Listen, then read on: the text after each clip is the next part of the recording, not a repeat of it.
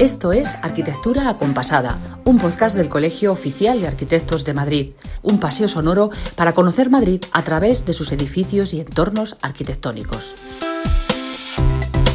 Buenos días, buenas tardes o buenas noches, no importa qué hora sea para ti, estás a punto de descubrir algunos de los secretos mejor guardados de los edificios y entornos arquitectónicos de Madrid. Bienvenidos a Arquitectura Acompasada, este es el programa número 82 de nuestro podcast. Bienvenida María Paredes. Gracias, José Alfonso Crespo. Un podcast pensado, ya sabéis, no solo para los arquitectos, sino para toda la sociedad, pues todos vivimos en entornos arquitectónicos y, como siempre dice mi queridísimo copresentador, lo que no se conoce no se ama. Efectivamente, es que lo que no se conoce es imposible que se ame ni que se respete. Entonces, pues qué mejor que darlo a conocer en un entorno tan acogedor como es este podcast, ¿no? Has visto cómo me quedo yo con tus cosas siempre. Y así es, José. Y por cierto, ¿tienes curiosidad de saber qué edificio he visitado para conocerlo y por tanto apreciarlo y por tanto, como dices, valorarlo? Y valorarlo mucho además porque es que es precioso. Si es que me dejas votando, María Paredes, ya sabes. En fin, ya sabes la respuesta, así que, como dijo nuestra querida Carmen Añón, querida mía, la pregunta huelga. Pues es verdad, esa pregunta es casi retórica porque sé que quieres saber dónde he ido, al igual que todos nuestros oyentes también. Así que no dilato más la espera y te cuento que me he ido en primicia total a conocer el edificio que va a albergar la próxima edición de Casa Decor. ¿Cómo te quedas? Pero bueno, qué maravilla, María, qué envidia me estás dando y a esos sitios no me llevas. Es que me dejas aquí castigado en Hortaleza 63. Haber venido, que estaba muy cerquita además. Nada, estaba muy cerquita, por eso te lo digo que está cerquita aquí al lado, porque Casa Decor se celebra en esta edición en Sagasta 33, muy cerca del Colegio de Arquitectos de Madrid. Y he pasado 1.000.000 de veces por esa plaza de Alonso Martínez y es imponente la vista del edificio que me suena, tiene algo que ver con nuestro Fernando Landecho. ¿Puede ser? Puede ser, sin hacer mucho spoiler, porque esto viene ahora en la sección, pero Fernando Landecho, miembro de la Junta de Gobierno del colegio, además de tener conocimiento arquitectónico de este edificio impresionante, tiene un motivo muy bonito que le une a él y por esa razón ha sido Fernando quien nos ha acompañado en este episodio, además de Alicia García Cabrera, que ya sabes, José, es la directora de Casa Decor. Así es la directora de la Feria de Interiorismo por excelencia y yo, pues tengo que decirte, estoy deseando pegar un salto y trasladarme desde este despacho de Hortaleza 63 hasta Sagasta 33 con vosotros. Así que, María Paredes, ¿me llevas? Pues te llevo, cómo no, dentro Report. Queda ya muy poquito para la próxima edición de la cita por antonomasia de interiorismo, Casa Decor. Como sabéis, esta feria siempre se ubica en edificios señeros de Madrid y en Arquitectura Acompasada nos hemos colado en la sede del próximo. Por eso os doy la bienvenida desde Sagasta 33, donde tengo el placer de estar reunida con nuestro arquitecto del COAM y miembro de la Junta de Gobierno, Fernando Landecho. Muchas gracias por estar con nosotros. Encantado, buenos días María, encantado de estar como siempre con vosotros. Y también estamos con Alicia García Cabrera, directora de Casa Decor, con quien estuvimos también el año pasado. Bienvenida de nuevo a Arquitectura Acompasada, Alicia. Hola, muchas gracias y un placer acompañaros en esta ocasión. Bueno, vamos a empezar hablando un poquito de este edificio que hemos estado ahora dando una vuelta por él, se está acondicionando para la próxima edición y lo primero que te tengo que preguntar, Fernando, pregunta obligada, es ¿a qué estilo arquitectónico pertenece? ¿Cómo podemos describir esta joya de edificio? Pues María, no es fácil definir el estilo porque corresponde, el edificio se construye precisamente justo en 1900, que no solo es que sea un cambio de siglo, que lo era, sino que además ahí en ese momento convergen muchas corrientes arquitectónicas que al final se acaban llamando eclecticistas, un poco por no entrar ni si regionalista, neomedieval, etcétera.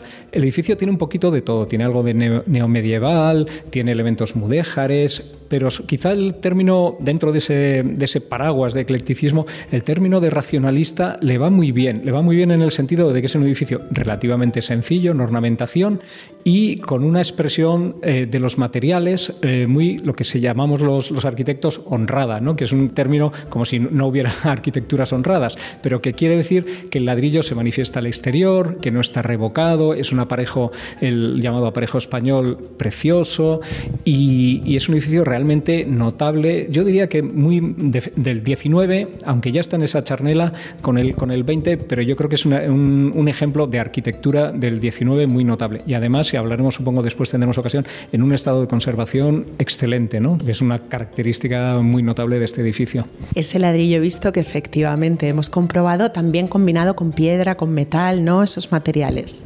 Sí, combinado, el zócalo es de granito, que es la solución muy habitual en la arquitectura madrileña, y luego hacia arriba, lo que son los paños de fachada, el ladrillo se combina con un revoco que imita piedra. Es un momento en el que ya la construcción en piedra es muy cara, entonces prácticamente en todo el 19 y también en el 20 se utiliza mucho este recurso de que el revoco imite la piedra, pero solo en unos elementos verticales, algunos horizontales, en los balcones, que van poniendo en valor también el resto de los paños de ladrillo. Y luego, por supuesto, madera en todos los aleros y la aparición también de la pizarra en las cubiertas. En este punto vamos a contar que su arquitecto fue Luis de Landecho Jordán y Urríes, que por esta razón también estamos contigo, Fernando, aunque otras muchas veces también estamos en el podcast, porque creo que es pariente tuyo, fue pariente tuyo, no sé si tío, bisabuelo, cuéntanos. Tío bisabuelo, y entonces, bueno, también os agradezco que me hayáis traído, porque aparte de hablar del edificio, que es lo que verdaderamente importante, el valor que tiene arquitectónico y el valor que tiene en la ciudad, pues hombre, sentimentalmente, pues siempre también es un cariño, para mí es especialmente agradable estar aquí con vosotros, así que doblemente agradecido. Claro, Fernando, porque ¿qué historia tiene? Tu tío bisabuelo lo construyó, como hemos dicho, a finales del 19, ya casi frontera con el 20, y a partir de ahí, ¿cómo se ha ido desempeñando este edificio? Se construye efectivamente para la viuda de Zabálburu, era la familia Zabálburu, una familia de una posición económica importante de Bilbao.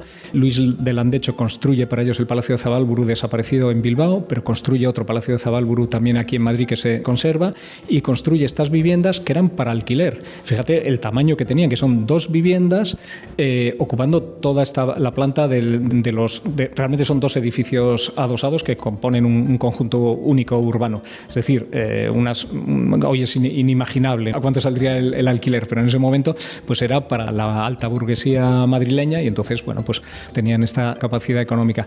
El edificio se conserva muy bien porque fue siempre edificio de alquiler, por tanto no hubo intervenciones desordenadas, que es lo que suele haber en la ciudad.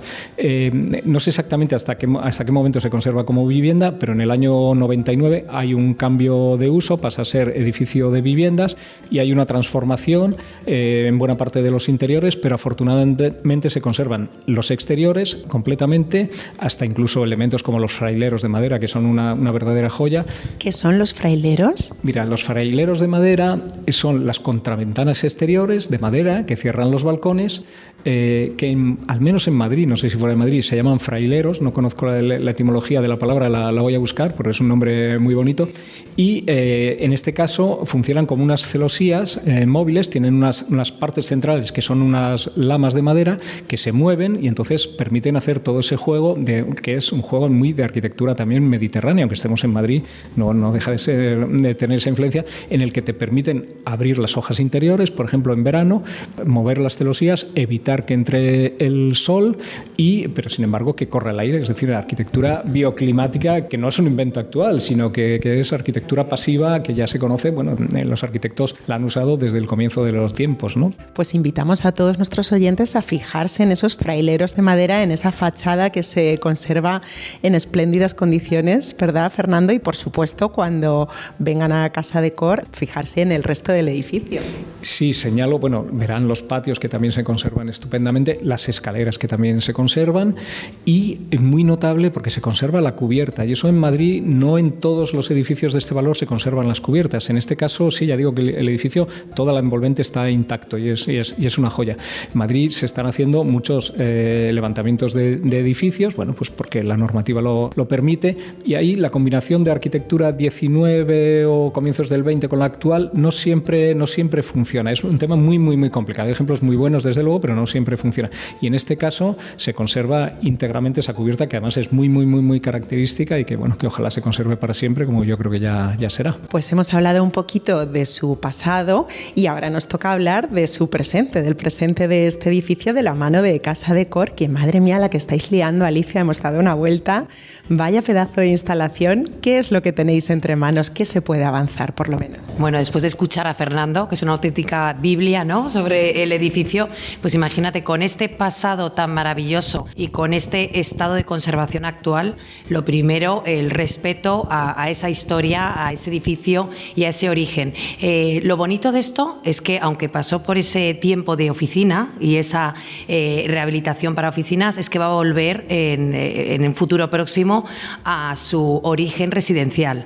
Esto a nosotros nos da también una inspiración, una idea de lo que queremos mostrar en Casa Decor. Casa Decor no deja de ser un laboratorio de ideas, un escaparate de tendencias, una consultoría de materiales donde se puede probar el futuro del edificio, pero siempre con ese máximo respeto al patrimonio.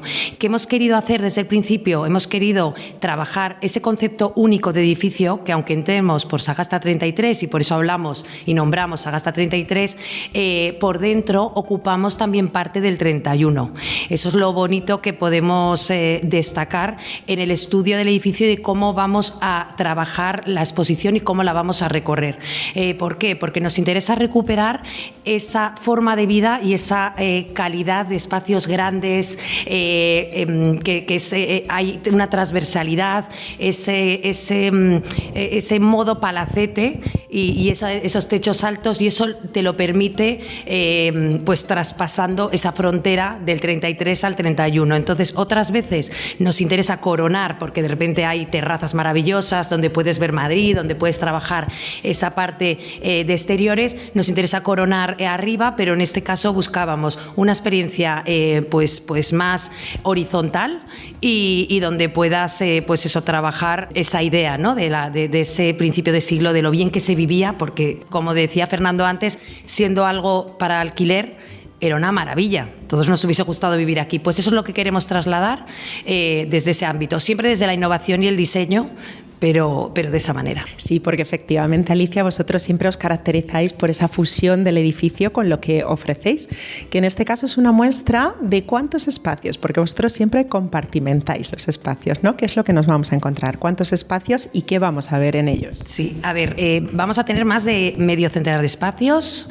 Siempre trabajamos de esta manera, nos interesa poder explorar el edificio, sacarle brillo, y no podemos adelantar todavía lo que vamos a ver, pero sí que muchas de las tendencias que ahora mismo están pues en el mercado, como son la vuelta a los materiales naturales, la piedra, la madera, los colores más saturados, los colores tierra, que empezaban desde unos colores de una paleta cromática muy neutra, pero hemos traspasado esa frontera a los colores tierra verde, pues ya vamos al verde rojo, ese tipo de colores.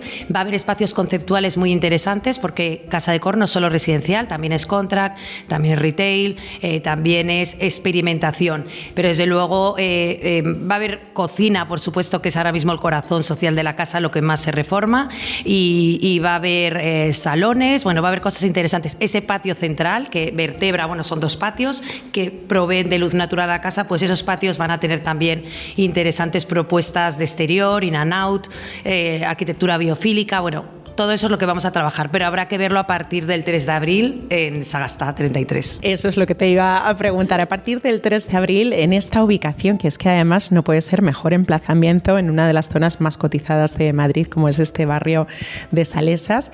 Y ahora que ya hemos hablado un poquito del pasado, el presente, que es Casa Decor, no sé si podemos avanzar un poco lo que va a ser el futuro de este edificio una vez que pase Casa Decor.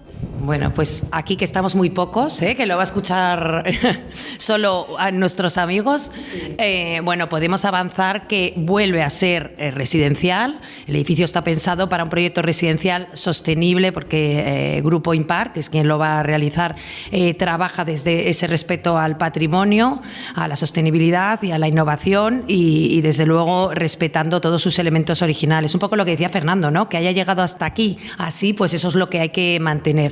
serán, por supuesto, un inmueble de lujo. Tendrá lo mejor de lo mejor. Estamos en la plaza de Alonso Martínez, en un sitio único, y ya están preparando todo para que en cuanto nosotros dejemos el edificio y salgamos, empezar con ese futuro inmediato de viviendas de lujo. Es una alegría, ¿verdad, Fernando, que vuelva a su uso original con el que lo proyectó tu tío bisabuelo? Bueno, yo creo que en Madrid es una alegría que se conserven viviendas y que tengamos viviendas, no solo con el problema que tenemos, sino y en el centro. Luego, hombre, evidentemente, a mí me gustaría también que ojalá, pero entiendo que las cuestiones económicas son las que son, ojalá hubiera esa mezcla de usos deseable, que haya viviendas de lujo, otro tipo de viviendas más asequibles, viviendas más pequeñas, jóvenes, ancianos, que es lo que le da riqueza a un inmueble. Pero bueno, para eso faltan muchos pasos, es muy complicado. No, y solamente contar una cosa, que yo creo que lo único que le falta a este edificio, y que le faltaría a Madrid también delante de él, es recuperar el bulevar que tenía originalmente, porque es un edificio que pasa más desapercibido de lo muchísimo que vale, y es que el edificio da frente a la calle Sagasta, pero la calle Sagasta, que es parte de lo que todavía muchos madrileños le llamamos los bulevares, claro, perdió ese bulevar, y ese bulevar es el que permitía la contemplación relajada de este edificio y de todos los que llegan hasta Colón a Princesa.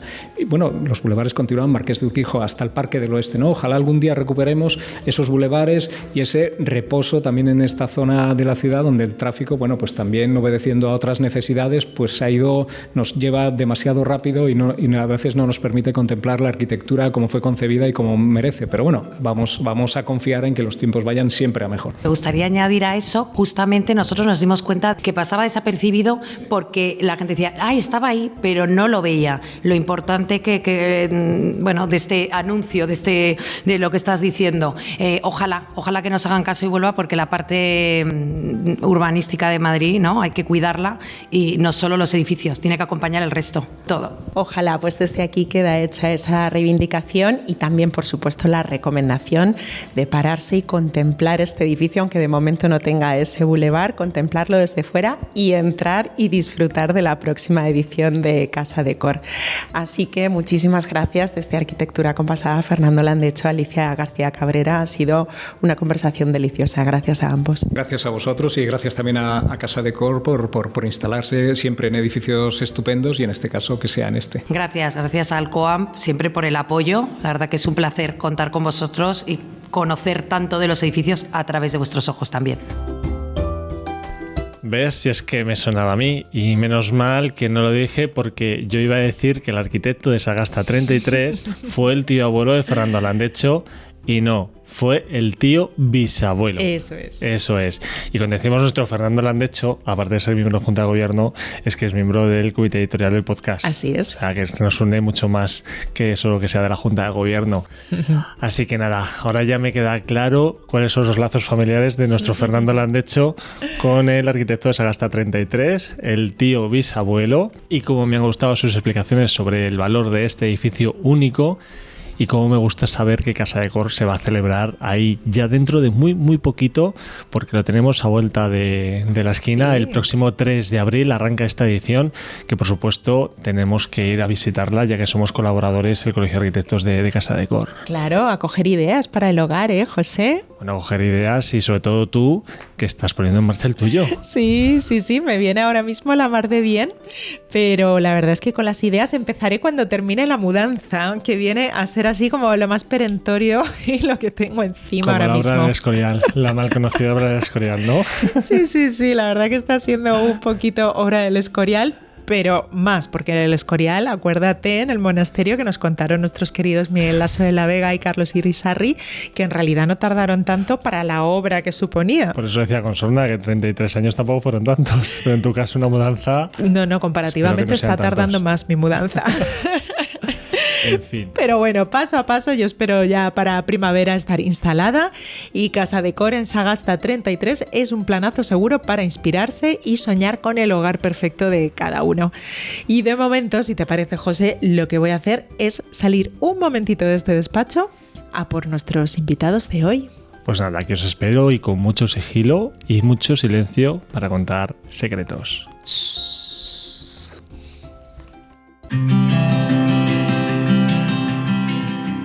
Pues ya estamos en Secretos del Koan y tenemos en nuestros micrófonos a los responsables de que todos vosotros podéis contemplar la maravillosa exposición Álbum de Pompeya de Bernardino Montañés.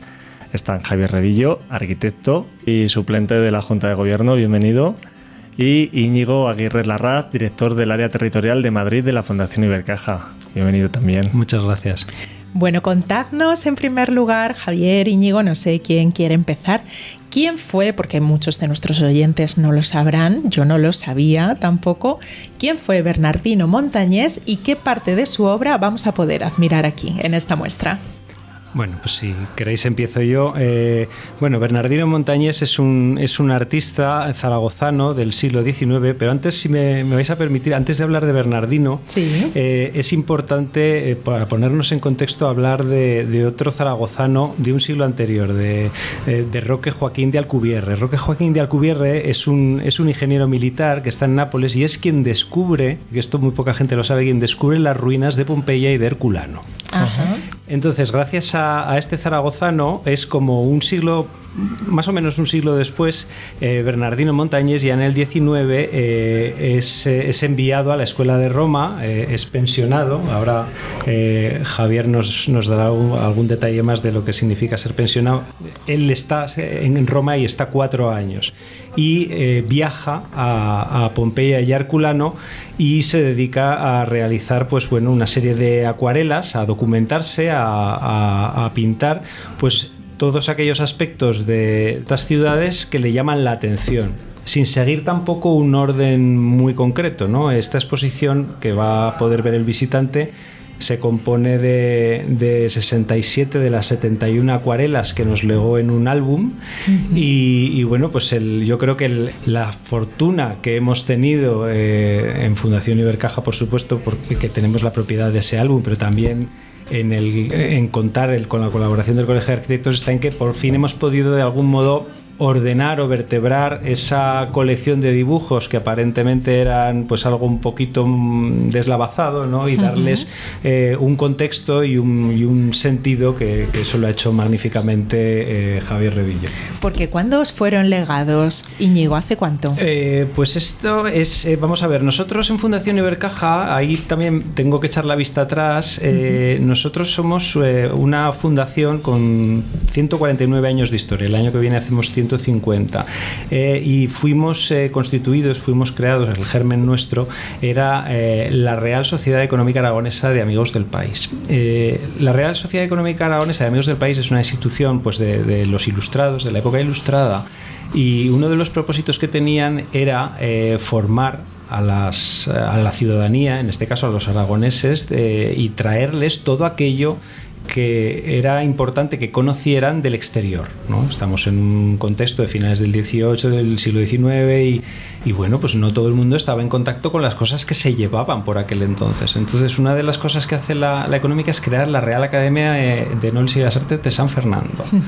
Y entonces en esa academia decide que tenemos que enseñar a los jóvenes artistas lo que hay fuera. ¿Cómo lo hacemos? Pues tenemos que adquirir obra que hay afuera. Entonces, por ejemplo, adquieren un montón de grabados de Piranesi, porque era lo que entonces se llevaba, causaba un furor tremendo, todo este mundo del Grand Tour, donde digamos que los viajeros, los primeros turistas o la gente que tenía dinero podía recorrer Europa y estar en contacto con todo este tipo de manifestaciones artísticas, compran estos grabados, que por cierto pudimos ver el año pasado aquí también en el Colegio de Arquitectos de Madrid, y también adquieren este álbum de Pompeya de Bernardino Montañés y él lo regala a su maestro, a Federico Madrazo, y a través de Federico Madrazo llega también a manos de la Real Sociedad Económica Aragonesa, luego a la Academia de San Fernando, y a la Academia de San Fernando pasa a lo que es la Fundación Ibercaja, que somos actualmente quienes tenemos la propiedad.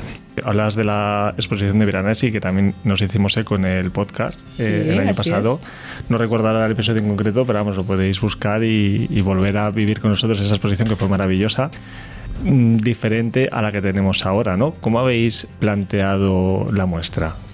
¿Qué es lo que se va a encontrar el visitante cuando venga a verla, Javier? Yo diría, esta es una exposición que la Fundación Ibercaja ha presentado en algunas otras localizaciones en otros años, y para el Colegio de Arquitectos, que me dieron libertad para organizar el material, yo observé la obra de Bernardino Montañés como lo que era un joven pensionado que tenía la libertad de pintar y dibujar y registrar lo que quisiera. Nadie en la academia le iba a poner cortapisas hacia sus intereses. Y pues se ve que durante semanas y meses, pues él y sus compañeros patearían las ruinas de ambas ciudades, y Bernardino iba reseñando aquellos elementos que le llamaban la atención. Es decir, yo me encontré con esas 71 acuarelas y pensé que en el Colegio de Arquitectos sería interesante el practicar una clasificación, que es la que yo hablé con Íñigo a este respecto, para, digamos, desencuadernar hipotéticamente ese álbum desordenado de intereses y organizarlo por categorías visuales. Entonces está organizado como vistas, es decir, perspectivas, como elementos arquitectónicos, objetos de uso doméstico, la figura humana, es decir, distintos tipos, de manera que en la exposición esas 67 acuarelas vienen agrupadas realmente en 5 grandes direcciones. Creo que no es, digamos, una libertad excesivamente extensa respecto a ese aparente desorden, que no es un desorden, es una elección de orden por parte de Bernardino Montañés para regalárselo a su profesor en la Academia de Bellas Artes de San Fernando, después de haber estado en Roma, y organizarlo de este modo que facilita mucho la visión de una secuencia de acuarelas que sí mantienen como una continuidad tipológica, podríamos decir.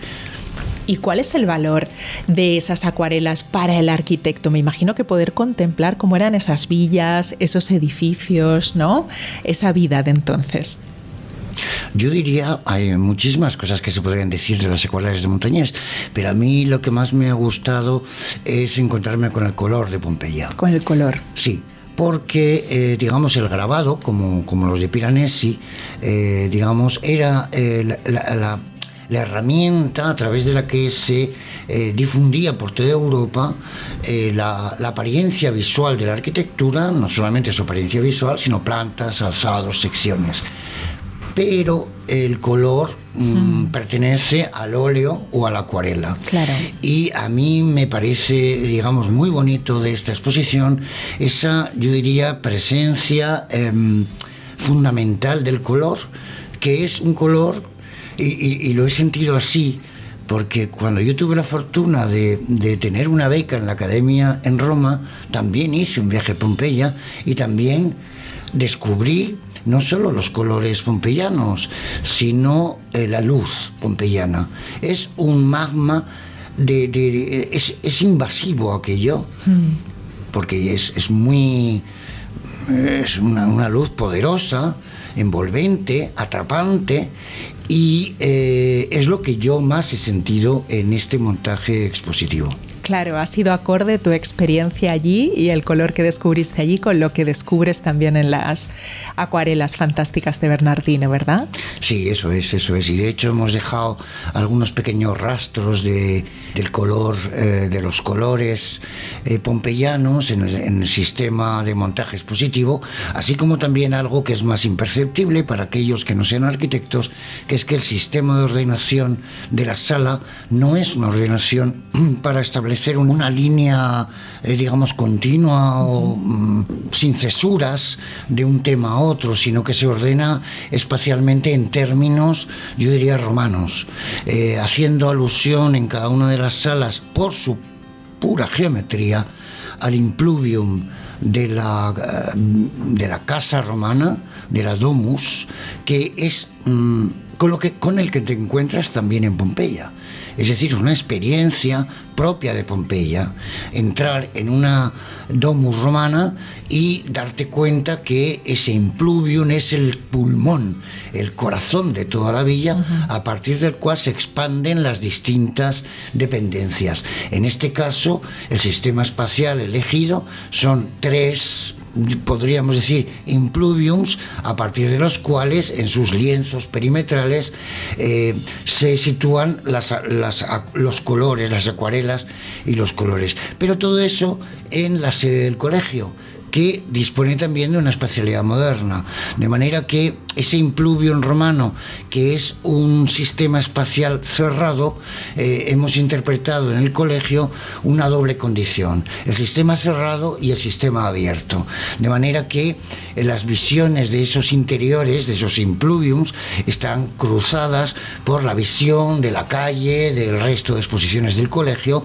perteneciendo, es decir, no queriendo hacer un ámbito expositivo autista y ajeno al lugar donde se encuentra. Qué bello contraste.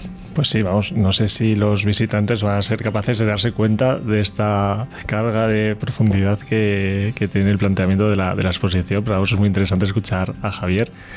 Y hablas de unas acuarelas y de un color que estuvimos a punto de no poder disfrutar, ¿verdad? Porque sufrieron un incendio y eso se muestra en parte de ellas. Sí, a ver, estamos hablando, claro, de obra en papel, pues bueno, y sobre todo el papel ya de más de un centenar de años, por supuestísimo, pues tiene muchas dificultades y ha habido muchos problemas. Efectivamente, hubo un incendio que se pudieron salvar las acuarelas, algunos de los papeles y de las obras que va a poder contemplar el visitante, pues efectivamente tienen una tonalidad un poco más ennegrecida, pero afortunadamente todos se pudieron salvar de aquel incendio y bueno, eso no significa que estén ya libres de tener que estar muy preocupados por cómo funciona y cómo responde el papel a la luz, ¿no? Hay que tener en cuenta que, bueno, pues cualquier obra en papel con el tiempo inevitablemente se deteriora, entonces las condiciones de temperatura y de iluminación de la sala, los lúmenes concretos, etcétera, pues han sido un reto el poder llegar a un punto en el que sabemos que la obra pues se puede exhibir sin que quede afectada o sin que quede dañada, por lo menos en el corto plazo, ¿no? Nosotros en la Fundación Ibercaja es que al final tenemos muchísima obra en papel, tenemos también toda la serie completa de grabados de Goya expuestos en Zaragoza, en nuestro Museo Goya, y cuando entras ahí a verlos es en una sala que es a oscuras, ¿no? Pero claro. Bueno, no pueden conservarse de otro modo, o sea, claro. Tienen que tener unas condiciones de temperatura y de luz absolutamente controladísimas. Claro, por suerte tanto aquí en sede colegial como en Ibercaja están a buen recaudo. Así es. Y me llama la atención, quería preguntaros, porque estabais hablando de pensionado todo el rato. Yo siempre había oído becado en la academia. ¿Cuál es exactamente la diferencia entre esa pensión que tuvo Bernardino y la beca que tuviste tú, Javier? Pues los pensionados por la Real Academia de Bellas Artes de San Fernando eran pensionados en el extranjero. Esa era la pensión que obtenían mediante una oposición, un concurso. Esto suponía la permanencia durante 2 años en Roma y después lo que llamamos el Grand Tour, que es un viaje también de 2 años por el resto de capitales europeas para empaparse de todos aquellos vestigios pictóricos, arquitectónicos al natural. Esta es una cuestión esencial, que lo de al natural, porque nuestro aprendizaje de la arquitectura es a través de imagen y a través de planos, pero nunca a través de lo táctil. Es decir, lo táctil solamente se experimenta al natural. Y esto es lo que, pues todos los estudiantes de arquitectura y jóvenes arquitectos, lo digo porque creo que son los más permeables a estas cuestiones, como fue Bernardino Montañés, no estudiante de arquitectura, sino de pintura, que con 24 años es cuando él hace estas acuarelas. Entonces hay que verlas en este sentido, es decir, es el registro de un joven entusiasta que se encuentra con cosas nuevas y que disfruta de esa gran fortuna de haber sido, digamos, pensionado. ¿Qué pasó? Pues esta pensión duró hasta 1985, una cosa así. A partir de entonces pasó a ser beca. Esto significa, por ejemplo, Luis Moreno Mansilla, uno de los arquitectos al que apreciamos y queremos, y yo también por coetáneo, Luis Moreno fue pensionado. Entonces zumbó lo que todos hubiéramos 4 años, querido. qué maravilla, claro. Yo 5 años después tuve la fortuna de obtener la beca de Roma y ya fueron 10 meses. Claro. Esto, al paso de los años, digamos, se ha ido disolviendo más, es decir, facilitando a muchos más artistas o estudiantes más bien, digamos, gente que haya terminado ya sus estudios universitarios, a disfrutar de la estancia en Roma, pero con periodos de tiempo menores. De manera que el gran monasterio en el cual se reside como un obispo... ¡Qué maravilla! Apenas me está dando envidia esto. Es un placer, os digo. O sea, luego todos nos volvemos de Roma con un síndrome de Stendhal, claro, que nos carcome y que dices, yo me hubiera gustado poder vivir toda la vida así. De manera que todos ensayábamos de una u otra manera a ver si les convencemos de que nos den otro año más. No había forma, claro, porque ya había otra generación a la espera. Claro. Pero una cosa extraordinaria de la estancia en Roma, en la Academia de España, es que no estás solo con tus compañeros de profesión.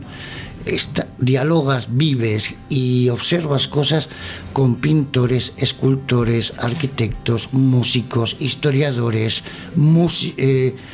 fotógrafos, de manera que la visión es enormemente políptica y vuelves con una ampliación en tu modo de ver al natural, esencial, al natural, las cosas. Yo recuerdo, perdonad que me he extendido demasiado, por favor, me encanta escuchar que esta yo historia. Me decía, yo tenía 30 años, entonces me decía, no hay nada como abrazar una columna. Porque las había visto siempre dibujadas, pero nunca había entallado un fuste, ¿no? De romano.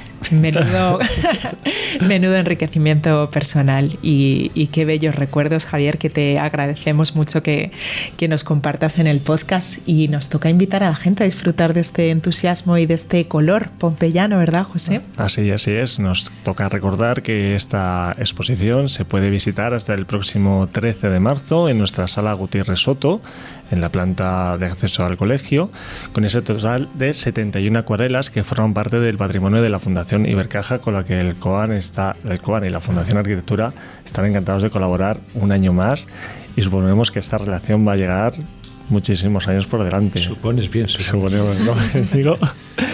Así que nada, estas 71 acuarelas están a disposición de todos los madrileños y visitantes aquí en Hortaleza 63. Y bueno, esperemos que esta entrevista sirva también para conocer un poquito más acerca de estas esculturas, de la figura de Bernardino Montañés. Y nada, un placer haber hablado con vosotros, Íñigo, Javier. Esperamos que volváis pronto al podcast. Muchas gracias. Muchas gracias. Ha sido un placer, un abrazo. Una pequeña fe de ratas añadimos por aquí, y es que Javier e Íñigo nos dijeron al terminar este podcast que habían dicho que la obra de Bernardino Montañés había sido adquirida por la Real Academia de San Fernando, pero fue adquirida por la Real Academia de San Luis. Se dieron cuenta enseguida, así que solucionado. Pues muy chula esta expo, María, y esos colores pompeyanos que se nos han colado por un ratito aquí en el despacho y en el podcast. Hay que ponerle color a la vida. El color de un volcán hay que ponerle, que la vida está hecha para echarle pasión, ¿a que sí? Yo lo veo así, por lo menos. Así y es, yo sé que tú también. Que no nos falte ni pasión ni color, pero nunca. Nunca. Nosotros desde luego somos muy apasionados, y otra que lo es también, que lo sé yo, es la mejor rastreadora de planes. Como si no podría ella escudriñar y levantar cada piedra de la Comunidad de Madrid para ofrecernos la mejor agenda semanal. Estás hablando de doña Alicia Bajo, que ya la tenemos por aquí, así que nosotros le dejamos el micro y le dejamos paso para que ponga color a nuestra agenda semanal con eso de hasta la semana que viene. Pues claro que sí, María Paredes, que no nos falte en esta vida ni la pasión, ni el color, ni los buenos planes, como todos estos que traigo por aquí anotados en mi agenda y que os comparto ya mismo. Empezamos con música en Palacio, concretamente en uno al que alzamos la vista en el episodio número 69. Efectivamente, el Palacio de Fernán Núñez, la sede de la Fundación de los Ferrocarriles. Y es que este sábado 22 de febrero a las 12 de la mañana tendrá lugar la segunda sesión del ciclo Matinés Musicales de Palacio, que la Fundación desarrolla hasta el verano de 2025 en colaboración con la Escuela de Música El Molino de Santa Isabel. En la primera parte del concierto disfrutaremos de un trío de cámara clásico y a continuación de un ensemble de cuerdas. La entrada es totalmente gratuita hasta completar aforo. El Círculo de Bellas Artes acoge hasta el 27 de abril una exposición que nos acerca a la vida y la obra del arquitecto griego Dimitris Pikionis, considerada una figura central para la cultura europea del siglo XX. Dimitris Pikionis, una topografía estética, que así se llama la muestra, exhibe cómo el arquitecto griego fusionó la modernidad con la tradición a través del estudio del proceso creativo de 6 de sus obras arquitectónicas más reconocidas y que revelan su visión única del paisaje como obra de arte.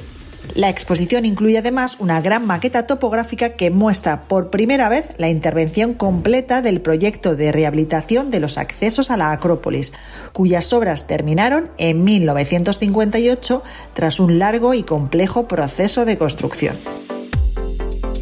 Apunta este planazo, María Paredes, porque sé que te va a encantar. Y es que vas a poder descubrir cómo se imprimían los libros hace siglos. ¿Dónde? Pues en la Imprenta Municipal de Madrid, que abrió sus puertas como museo en 2011 para ofrecer a la ciudadanía contenidos culturales ligados a la historia de la imprenta, del libro y de las artes asociados a ellos. Además de poder visitar su exposición permanente por libre, este museo organiza, previa reserva, visitas guiadas gratuitas que nos van a permitir recorrer la historia de la imprenta desde la aparición de la prensa de Gutenberg hasta la introducción del offset. ¿Y cuándo? Pues el último sábado de cada mes, como este sábado 22 de febrero, que habrá 2 visitas guiadas, a las 10 de la mañana y a las 12 del mediodía. Previa reserva en su web www.madrid.es/imprenta municipal. Y terminamos en Hortaleza 63 para apuntar los eventos del COA, como el que tenemos este miércoles 26 de febrero a las 7 de la tarde, la proyección del documental Max Riselada, Life and Work in 12 Buildings, que cuenta la historia de Max Riselada, profesor de arquitectura en la Universidad Tecnológica de Delft, conocido internacionalmente por su investigación sobre la arquitectura moderna, pero menos conocido por su historia personal, que podremos descubrir en esta cinta a través de 12 edificios en todo el mundo. Y hasta aquí las propuestas culturales de arquitectura acompasada, que también puedes consultar en nuestra página web www.coa.org y en nuestras redes sociales. Hasta la semana que viene.